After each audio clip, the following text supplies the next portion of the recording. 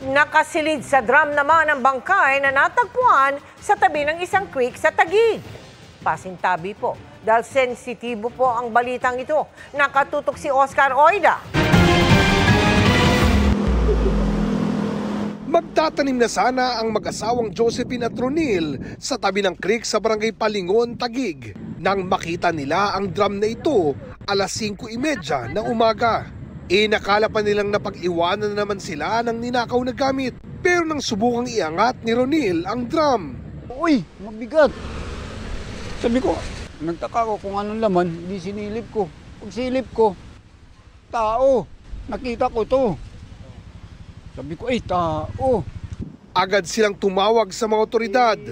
Bago lang bagong daming dugo yung dam.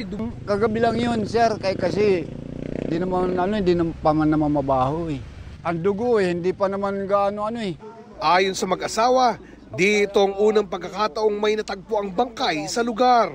Kasi malayo sa CCTV, andito yung CCTV. Doon, walang dahil kasi sa likod pala inakyat. Nagsadya kami sa tanggapan ng Taguig Police pero tumanggi muna silang magbigay ng anumang pahayag habang isinasagawa umano ang inisyal na investigasyon. Para sa GMA Integrated News, Oscar Oida, nakatutok, 24 oras.